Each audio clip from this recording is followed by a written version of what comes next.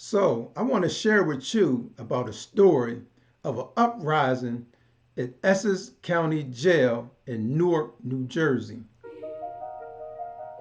This took place in the year of 1991. I don't remember the exact date. I'm from Wilmington, Delaware. I hustled, in the projects, did, the things that I did in the project in Wilmington, Delaware, and Riverside. How did I end up in New Jersey County Jail? Well, I went to New York City up in Harlem to make a transaction. On my way back, I'm on a turnpike. I got pulled over by the state troopers. That didn't end well for me at all. Got arrested. They found the products. I was charged with CDS, controlled dangerous substance, and I was given a bail. Okay, so since I had a Delaware address, I couldn't just get a bail bondman from New Jersey. I had to get what was called an interstate bail bondman, meaning somebody who can, bail you out of any state. Okay, long story short, I found a bail bondman in Baltimore. It was an interstate bail bondman in Baltimore, Maryland, that I was able to find. So in the meantime, I was there for like 2 weeks. So all I'm thinking about is getting out on bail. I want to making every phone call is about bail. Y'all handle that, pick up this, do this. I just want to get out by all means so that I can continue what I was doing. Back to the uprising. So, well, first let me tell you, when I get there, I go to the second floor, and it's dormitory type settings where bunks, each bed is a bunk bed. They're not nailed to the floor, they're just there. So when you go I came to the second floor, and there's two sides. I guess it was either north or south or east or west, but I know it was two sides. So I was on one of those sides, and when you go inside, it's just a bunch of bunks. And at that time, I remember first coming in, it was people, like you got a bunk, they playing on the top of the bunk. So whoever slept in that bunk couldn't really go to sleep until the card game was finished. So you got people playing on top of the bunk. Boom, and then somebody might be laying at the bottom. Boom, it's loud up in there. It was kind of wild up in that dormitory. So, like I said, I'm just there. I want to get out on bail. I got the bail money, so I want to get out on bail. That's all I'm thinking about. Anything else, I'm not even interested in. So you can go out. So we be in a dormitory all day, and it's set up to where the officers don't even got to come in.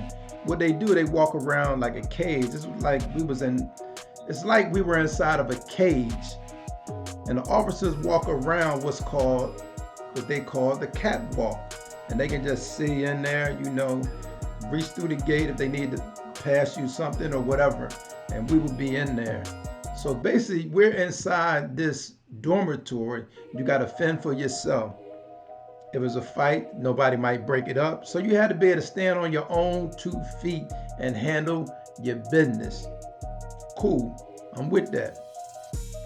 So, as I say, I'm making bail, and I'm getting closer to making bail because I found a particular person, a bondsman, but they need a couple signatures.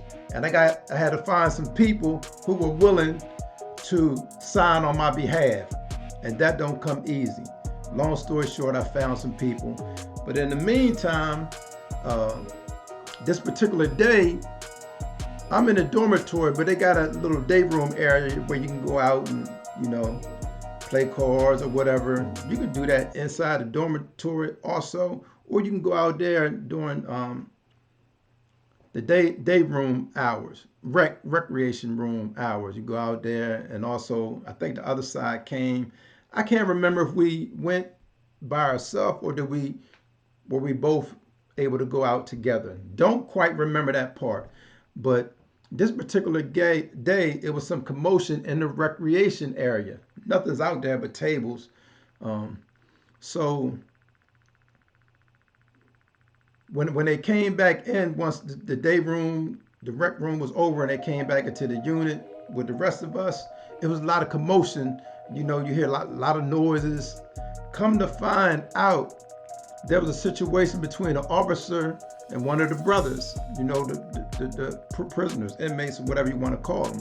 So it was a situation with the officer and one of the brothers. But when they came out, the brothers were saying that the officer was wrong. He shouldn't have did what he did. That's why the young man, the inmate, had to do what he did. So they in there talking that, and we don't know what's going on. We just hear the commotion. And it was a group of guys who had already got that time. And I think they had like a lot of time. Some of them had like 10 years or better, so they had a lot of time.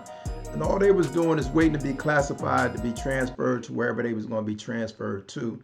So these was more like, they was on a convict prisoner type level. So shortly after that, officers come to the unit and said, we need that particular inmate for violating the officer. We're going to take him.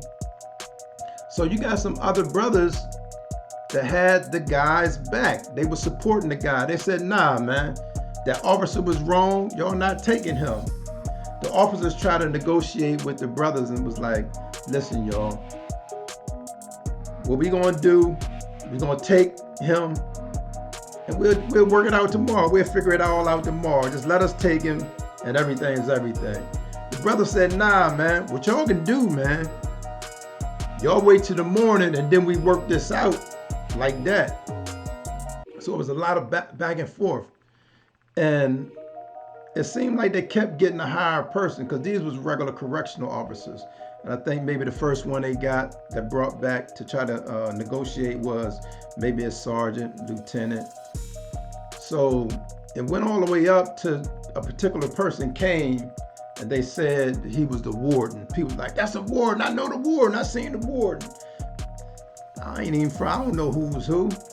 But by this time, these brothers got masks and, you know, stuck scarves around their face, and they at least trying to disguise their identity as they talking to the officers. Like I said, it started maybe the sergeant, and they was like, nah, ain't nothing happening, y'all ain't taking him, and they would go back, lieutenant and captain.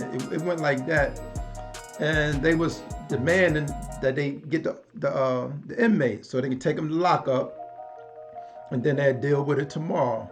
But the brother said, nah, man, we standing on business. Y'all not taking him, and that's how it's going down. Thank you for watching part 1 of part 3 of the county jail uprising. If you have not done it already, make sure you check out part 2 and part 3 as they become available. Like and share the video, man.